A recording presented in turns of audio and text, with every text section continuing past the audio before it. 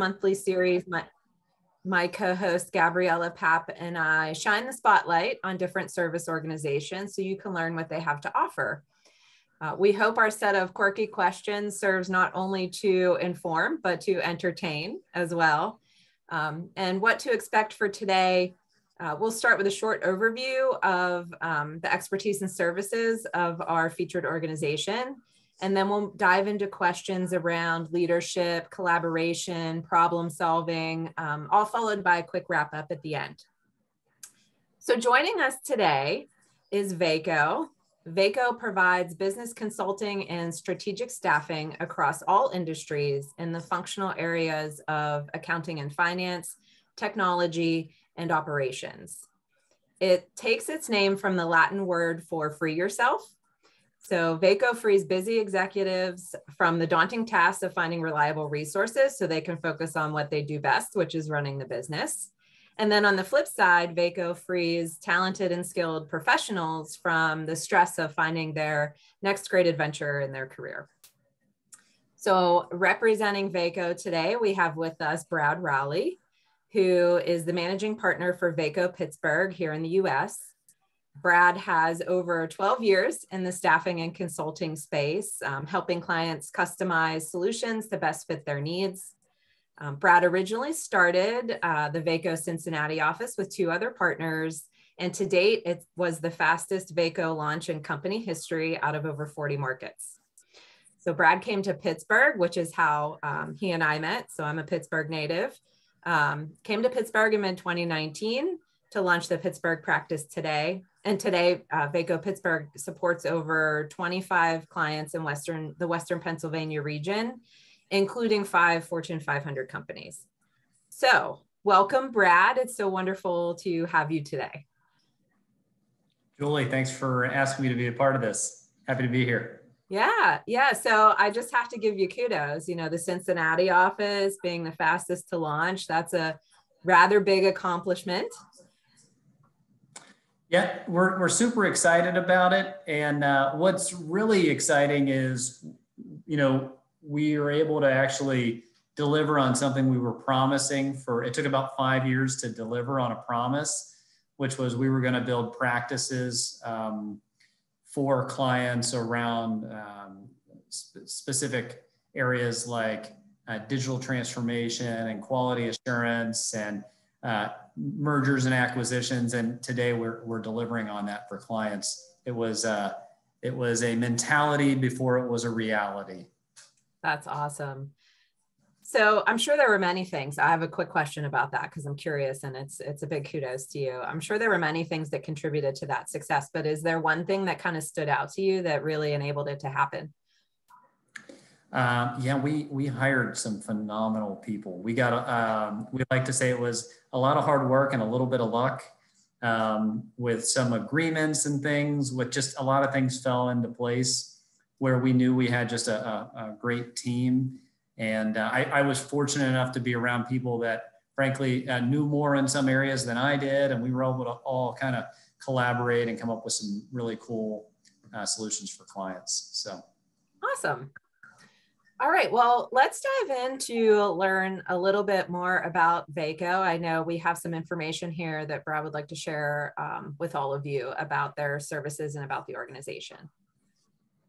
Yeah, I mean, so when you think about Vaco, really, we're a talent solutions company. We've been around for just under 20 years, and 15 years in a row, we've been on the Inc. 5000 fastest growing companies. You know, when people ask, why is that? Like, what do you attribute to the success? You know, I would think it comes back to the experience we hire. So we typically hire a lot of folks that are previous Big Four, or if they're coming from the staffing space, we're looking for folks that are pretty senior or tenured. So we hire experienced professionals, and we're heavily investing in our delivery model to ensure that we can continue to deliver unique solutions in the market.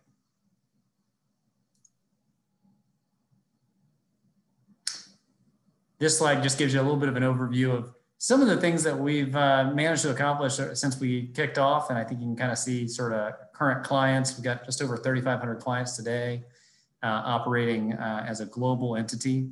Happy to say when I joined the company about 7 years ago, we were really more of a regional player inside the United States. And today we're operating at a global scale with offices in India and London, as well as our neighbors to the north. I think we have now 3 or 4 offices in Canada as we continue to expand. Perfect. Let me go to your next slide here. This is probably the best snapshot of Vaco. You can see it's really pretty complicated as far as what we've created. The easiest way to think about it is we're built to help an organization from the CEO to all of the projects in between to the receptionist. So from the CEO to the receptionist, we can help an organization. And where we believe we have an advantage is in our managed service offerings, our nearshore and offshore offerings. So we have some really unique custom solutions for clients in those spaces. Great. That's a lot of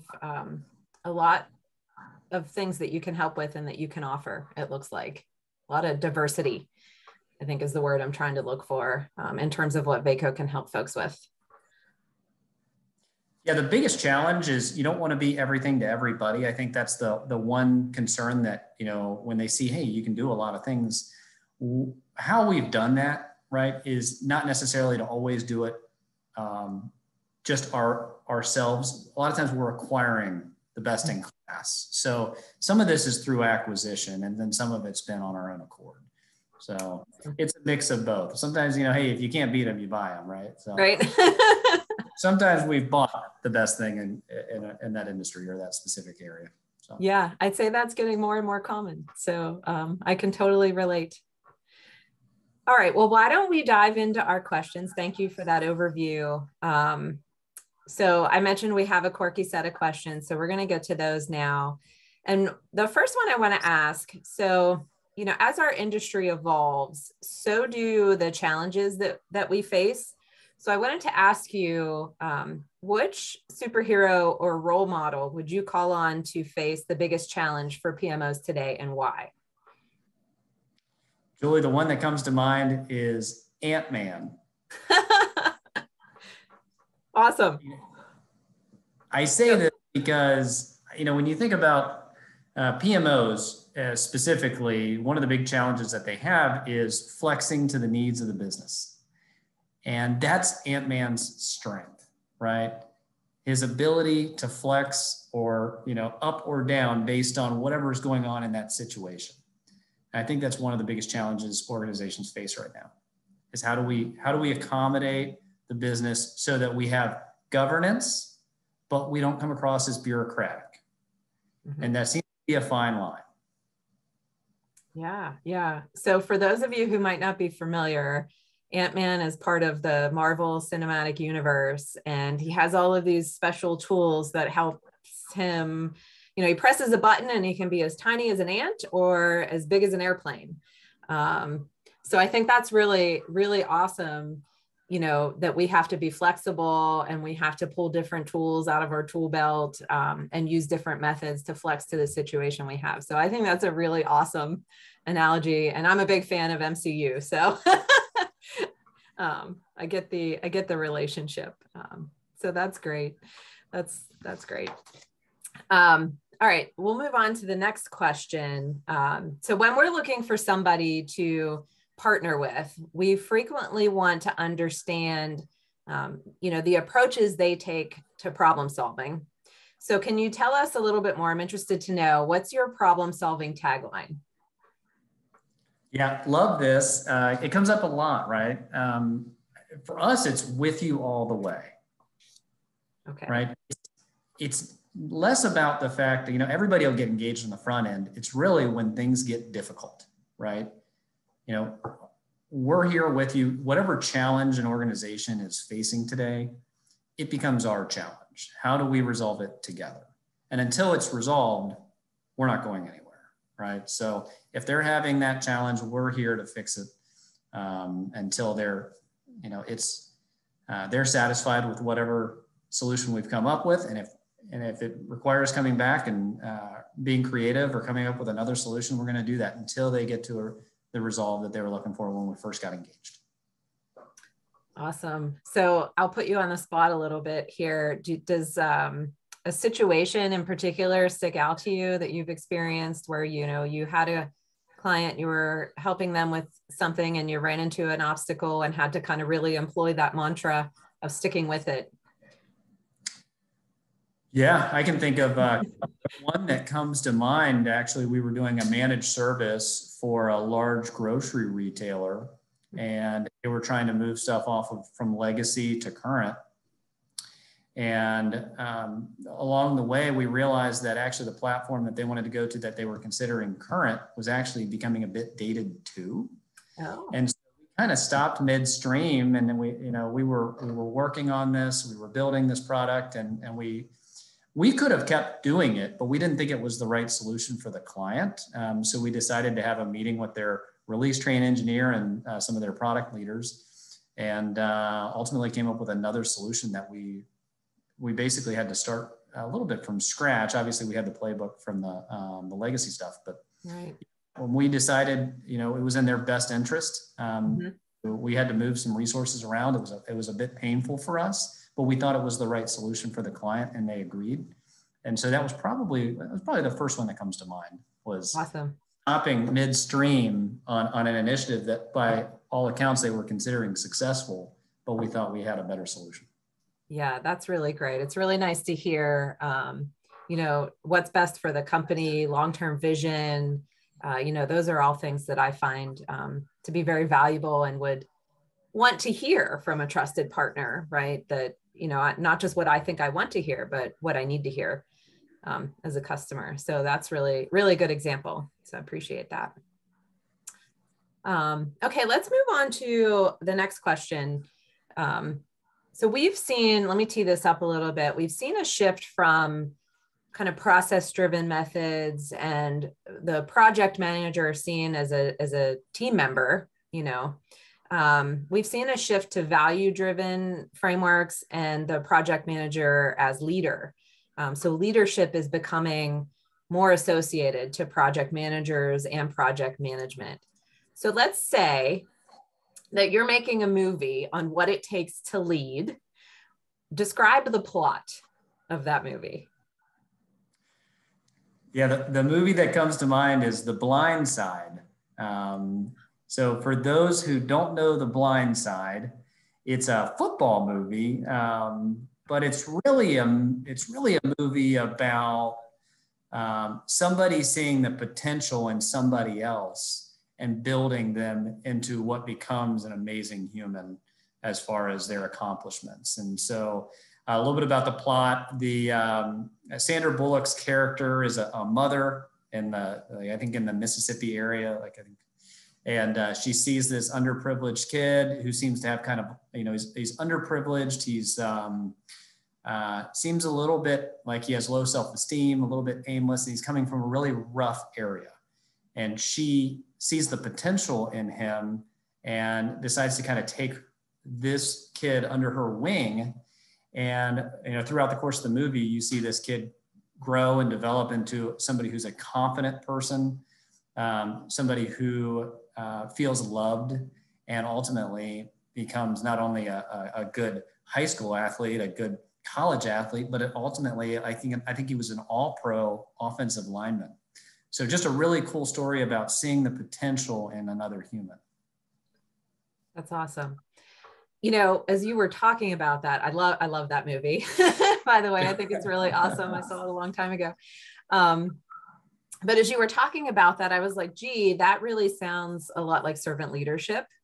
And we see, that theme come up in a lot of technology areas, some of the tenets of agile and others, you see that. And I didn't really make that connection until you were talking about that movie, and servant leadership kind of, helping people become the best version of themselves, right? Through nurturing them, coaching them, mentoring them. So it's really a good connection. I like that a lot. Yeah, Julie, it's, it seems to be the theme for leadership across the board right now, right? In some way, shape, or form, it's this. I think the old school mentality was kind of a command and control leader, right? And that was, in 1985, every company looked a lot like that, right? Lots of metrics, command and control. And the overarching theme that I get when we're having meetings with organizations is that they're trying, if that's in the company, they're trying to get rid of it. And they're looking for individuals who are more of a servant leader type. Cool. Yeah, I've seen that as well, which is in my opinion, a really positive shift for everyone to be making. All right. So next question. We've talked a little bit about collaboration and touched on it in some of our other questions, but, it's really essential to success in any partnership. And so if you had to write a book on promoting and sustaining collaboration, what would be the title? Yeah, stand beside, not in front. Okay, so elaborate. Yeah, so, when you think about collaboration, and this was actually something that was said to me a long time ago. It was like, and I think it was when I first got promoted to being a leader with an organization, the guy that I reported to is an executive for the company. And he's like, Brad, whatever you do, whenever you have to have a critical meeting and you really need to get a point across and you really need to be able to collaborate with somebody, whatever you do, don't do it across from one another, face to face. Said that's a defensive posture. That person will feel like they're on the other side of the table, and make sure you're sitting or standing next to them. And I thought it was really good advice. It was insightful advice that if I really have something important to say, and if it's something that, might not be the easiest message to deliver to, right? And sometimes when we're collaborating, sometimes we're having a come to, we got to find a common ground to, right? Yeah. Conflict where, you want that person to have their guard down, not up. And so that you can come to a great spot of being able to collaborate. And so, I thought about that message. I thought it was such a great message, and it's always resonated with me. So anytime I'm having any sort of meeting where there's some sort of collaboration going on, I always want to be next to that person. Know that we're in it together. We're standing beside one another. We're not standing opposing one another. Yeah. Oh, that's good. So say that again. Stand beside. What was it? Yeah. Stand beside, not in front. Not in front. Okay. Good. I'll look for that book at some point. No, that's good. That's really good. I would appreciate that as well. And I think look, I've had to work with collaborators and service organizations myself in my career. And it's kind of tough to hear some of that feedback sometimes, but when I reflect and look back on it, I'm very grateful that, again, that message was delivered, when I needed to hear it. So I appreciate that, standing alongside and that collaboration aspect, I think is really nice. Okay. So next question, environmental social governance policy or ESG policies is, they're coming more and more under their own kind of spotlight lately. And sustainability is a really big part of that. So I'm interested to know if receiving an award, how would one of your customers thank you for influencing their sustainability? Yeah, this one, this one for me was the first thing that came to mind is they're coming back, right? Like, if we're doing something right for a client, the biggest thing a client can do for us is just tell us they need us again, right? Like that's kind of that's sort of the check mark that things have gone well in the past, or well enough that they feel that we're adding value to their organization and influencing stability. So I don't know. It was the first thing that came to mind. Hey, they're going to be a repeat customer if they're, if we're doing it right. Yeah. Yeah. Do you think, let me kind of ask a continuation. Do you think what we talked about in terms of your stick with it kind of falls in this and kind of would help with that too? I know I know a lot of times when we hear this question, we think, oh, environmental sustainability, but I think there's a lot of different takes on it. When you were talking about that earlier, having known the questions ahead of time, I thought maybe that could be something that really influences this area as well.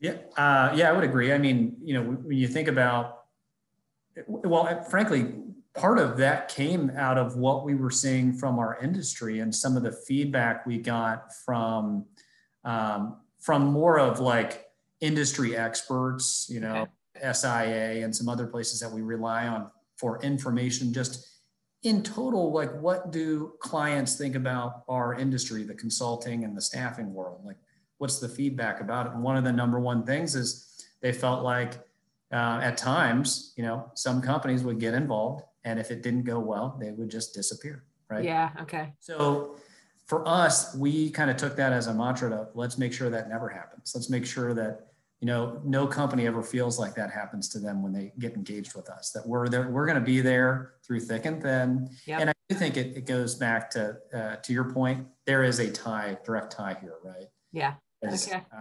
You know, part of influencing stability is us not leaving, right? If your partner don't leave you, you create more stability. Yeah, that's a good way to look at it. So I like that connection. All right, good. So let's move on to the next question. You know, we've mentioned that collaboration is a key factor to contributing to success, but so is culture. And so as a service organization, I'm be willing to bet that you've had to work with many different cultures within your different customers.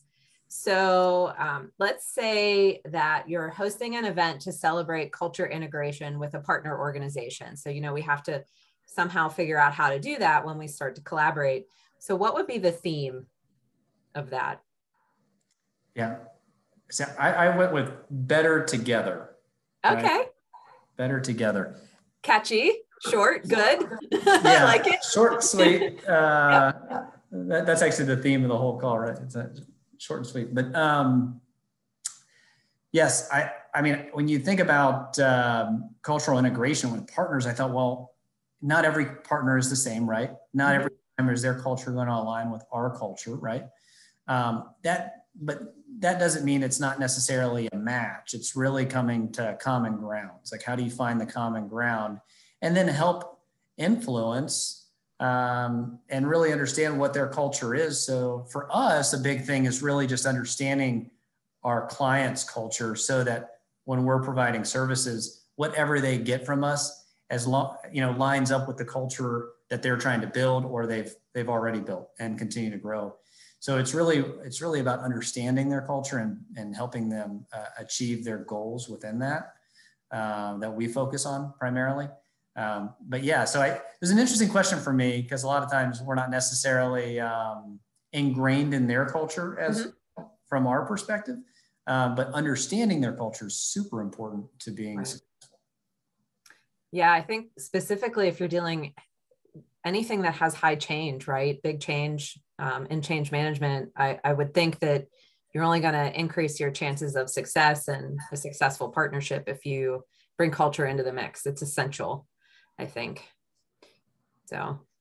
Yeah, and I think you know this well, but we see this all the time in M&A as like the number one factor, or I don't know if it's number one, it's up there. As far as a successful, acquisition or merger is, what are these cultures aligned, right? Yeah. Alignment when you merge with another company, because if not, you're in for a ride. Right. That's going to be tough. No, it's a good call out. All right. So let's move on to the next question. This kind of highlights one of the purpose points of the PMO leader.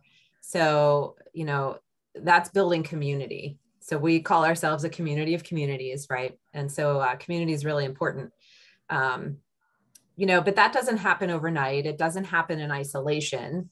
So I'm curious to know, what would be your signature song for what it takes to build a community? So I went with a Beatles song, All You Need Is Love. Cool. That's going back a little ways. That's awesome.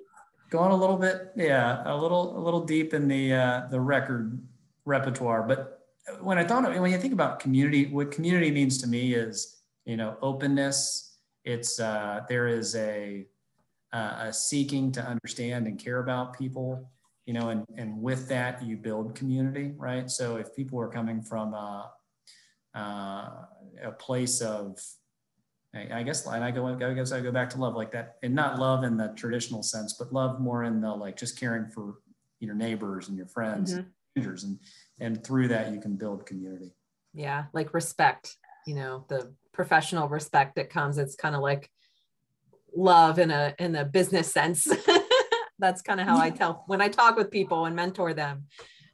The L word is weird to hear when you're talking about work, right? But you got to translate the vocabulary. That's really what it means for work: respecting each other, having healthy conflict. That's what you have in love, in your personal life, but that's how it equates to the workplace. So I think that's good. I don't think we've had the Beatles yet. So I think it's Julie, I love what you just said there, because I agree with that so much. Like the healthy conflict, like when you think about trust and respect, you get enough of those things in an area, you ultimately get, you have feelings of like compassion for that human. And I think you're compassionate towards even strangers. It just allows for community to build faster and stronger. Right. I totally agree. And, if I think about wanting to collaborate with somebody, it's the golden rule or the platinum rule, whatever one you want to use now. But just to be respected, it makes me want to work with an individual more. So I think that's just in my own experience, I can totally relate to that. All right. So we have another question. And then we'll kick into some Q&A, and then we'll wrap it up. But our last question, we saved it for last because it's kind of just fun. So our last question today is, if your company was a food, what would it be and why? Yeah, went with the Impossible Burger. Okay. Because I thought, well, on the surface, Vaco looks like a lot of other companies, right? Similar to how an Impossible Burger looks very similar to a meat burger. They look the same. But what I think is unique about Vaco is what's underneath there. How do you actually make the burger, right? So while on the surface, our website might look similar to some others, and you hear Talent Solutions and it's like, oh, that's all the same. Like, it's actually pretty unique, and it is different. Our delivery model is unique. Our ability to flex with clients' needs is unique. The lack of bureaucracy for a company of our size is very unique. Being somebody who's worked with 3 different companies in this industry. So yeah, I went with Impossible Burger. I thought it was probably a good comparison. Yeah, that's awesome. So let me just back up, and I should have mentioned this, but if you don't know what an Impossible Burger is, it's basically a burger patty that is made from plants. So I keep seeing those in the grocery store and I keep thinking, I want to try that. I did just recently buy some kind of prepared jackfruit to make tacos with. So I haven't tried an Impossible Burger, but it's on my list of stuff to try just because we like to try new things. But I really like that it's, don't judge a book by its cover, so to speak, right? It's kind of under that mantra. We may look similar to other folks, but when you really get down into the services and the way you collaborate, that's what sets you apart. Yeah, perfect analogy. And by the way, you're going to like it when you try it. Okay. Yeah, I promise I don't resell vegan burgers, but they are pretty tasty. So cool. All right. Well, that's all the more reason. Okay, so why don't we go ahead and move into question and answer. So we do have one question that I saw come over. I'm going to go ahead and read it. What is the best way to overcome a situation where the PMO is responsible for delivery and corporate governance, but commercials are kept hidden? including people and project costs. Ooh. So by commercials, like the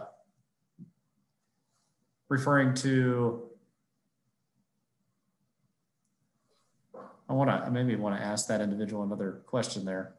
Yeah, so I'm trying to process that myself. I'm wondering if it means, so something that I've run into before in my career is like a separation between, corporate governance. And if you think about, a PMO is responsible for delivery, but the delivery might not fall, in their own expertise. So, and I was in an IT PMO for a while, and I had to work with the business to, even though it was a software application, it was like a business goal. And so I'm wondering if it's asking about, when PMO is responsible for delivery and the governance, but we're sheltered from the commercial or business side of things. Sure. How can you overcome that? Yeah, that's a great question and a big challenge, right? Yeah. I think it probably comes back to how do you build a relationship with, goes back to relationships, I think, which speaks to how can you get out in front of those, especially if you're new to an organization, meeting with as many stakeholder or potential stakeholders within the organization as you can, line of business leaders, and building that rapport early on so that when you get into these scenarios, it's easier to unpack it. Because that happens a lot. I think that's a common issue. Yeah, and I'll just add here from my own experience as well. It is all about building relationships, and I may not be able to build a relationship with everybody in that business, but the folks that I'm working with in the business, to build a great relationship with them, and to talk about ways of working, and kind of give insights to each other, so there's no surprises, less risk. So I think it goes along perfectly with what you said in terms of building a relationship. Yeah, awesome. I guess the only other thing I would add to that is, my guess is they don't necessarily see the value in connecting those dots. So then, coming up with a way that it is a win-win for them, where they understand what's in it for them, right? Like, how do you get that message delivered so that they understand the value in meeting with you to uncover, unpack whatever's hidden? Yeah, good call. Good ad there. So hopefully that served to answer that question. If it didn't, please, type in additional questions in the Q&A or from a different angle. But I have some other questions here that I wanted to ask too. So let's move on to a couple of those. So I saw that Vaco, this is something that's interesting to me because we're going through this at my own company now, but I did see that Vaco has a DE&I mission statement, and it emphasizes embracing differences. So how do you take that into your partnerships with clients? I think we may have touched a little bit on that, but it's a little bit of a different take on that question. Yeah, and it's come up a lot more recently. I think with clients internally, we're just across the board. It is, I think I saw a poll recently that that's the most in-demand C-suite position of like 2020 and 2021 or something like that. So it's definitely a hot topic, right? Which is how do you become more diverse and inclusive? Mm-hmm. So when I think about that question, I think some of it is, what are the sources for us, it's what are the sources we're leveraging to identify consulting talent, right? So we're looking at, not just the traditional, boards and things like that or tools, but there's some new stuff that's populating to help. And so we're looking at some of that where it's okay. Whether it's, it's just specific communities that are built so that you can be very intentional about making sure that you're not biased when you're building out a team, you're helping to support a team, that you're looking at all avenues. And so there's some really cool stuff that's going on out there. I can't I don't want to mess up the names of them. Sure, I understand. There's a handful that have hit the market recently, and it's basically to make sure that companies have a good resource to go and make sure that they're, thinking about that when they're going through the hiring process. Yeah. Yeah. That's awesome. So it's great to be able to kind of meld those two together. I have another question here that came in. So I'll switch gears a little bit from that topic to like your direct hire services. It's around that. So direct hire recruiting. And how do you leverage your global network for that? Yeah, that one's easy. So when we get a direct hire position, if it's remote, that's a note that goes out to the company. So yeah, anytime if we don't feel like we already have that person in our pipe and who would be interested and wants to jump, wants to go after it, we then out to a network of about 1,000 people so they can see it. And then they obviously raise their hand if they've got that person in their back pocket. That is one thing that we do. That's the fastest way that we can. Yeah. It's not always the most successful. It is one way, right? So there's such thing as one way when you're trying to find top talent, but it is our first step. So if we don't already have them in mind, that's step number 2. And then from there, then it's everybody puts their big boy pants on and gets to work, which is, sometimes it's digging through a database that have, 100,000 people in. Sometimes it's, there's about 8 ways that we tackle that one. So, nice. But the first one is to, who do we have that we already know that would be interested in? The second would be to get it out to the Vaco planet. Yeah. Almost like a communication campaign, right? You always have multiple avenues. You don't rely on one thing, right? Yeah, you can't rely on one thing. We actually have an 8-step process for all, as part of our delivery system. And so that would be number 2 on a remote search is, hey, send that to everybody in that line of business. So like for us, that would be, if it was a technology leader, and we would send that to all of Vaco technology. Yeah, that's great. It's great that you cover it multiple ways, because that, it's just going to give everybody, Vaco customers, talent, the best chance at finding a good connection. So I had something, I think we touched on it a little bit, but I'm going to ask the question since it came through. I think this came from the website. So on your website, it says, Vaco brings a head start, a new perspective, and a real commitment. So we talked a lot about a real commitment, but I wanted to hone in on a new perspective. So tell me why you highlight that specifically. And again, I think we touched on it a little bit, but we'll be more focused and pointed about that. So a new perspective. Yeah, I mean, I'll go. So it really touches on the why Vaco exists. Like why did 3 guys, 19, 20 years ago decide, hey, let's get into this world, right? And the reality is they saw an opportunity, which is if you guys are familiar with red ocean, blue ocean, right? There was a lot of players in this space, but there was a big gap that was sitting there, which is between the your big 4, your Accenture and PwCs and Deloitte, and then your Robert Halfs and Tech Systems and Kforces.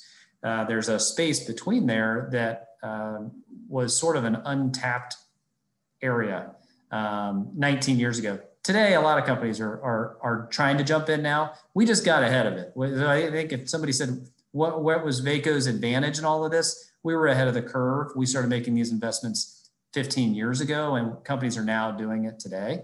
What that looks like for our end client is, hey, you can outsource your entire software project to us. We can ingest that entire project, manage it, and lead it to succession, and have a successful rollout with your company, right? You might have a project manager involved, as the vendor management, right? But we can own that entire process with Vaco Built. You can have nearshoring. So we have a nearshore model. We have offshore models. We have a unique offshore model in that we start at 70% on-site, 30% off-site, so that we slowly migrate so that it's a successful offshore initiative and not one that you pulled right. on because you had communication breakdowns and ultimately didn't deliver. So yeah, I would say it's those investments that have really made a significant difference. Awesome. Awesome. So I have one last question, and then we can kind of wrap it up. Actually, I have two. I lied. So the first one, there's an area on Vaco's website called Insights and Spotlights. And it seems like there's a lot of content there. So can you tell us a little bit more about that? Sure. Well, you know what? We just rolled out that website. So I don't know if I've even seen the darn thing yet. Uh-oh. I was gonna say, yeah.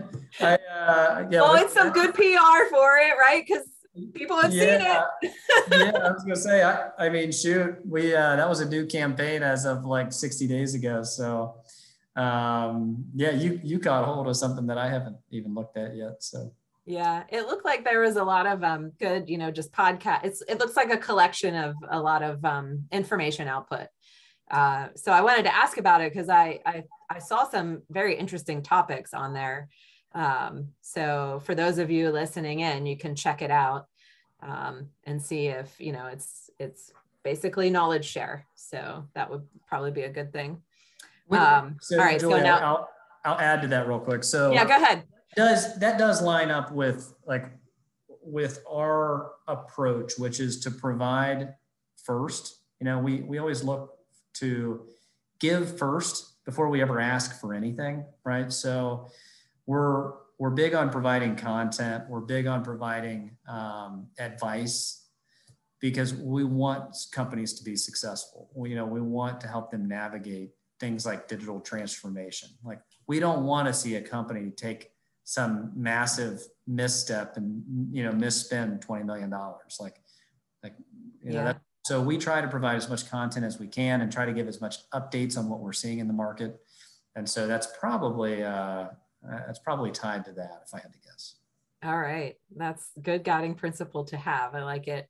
And again, that was called Insights and Spotlights. So if you go on the website, you can check that out.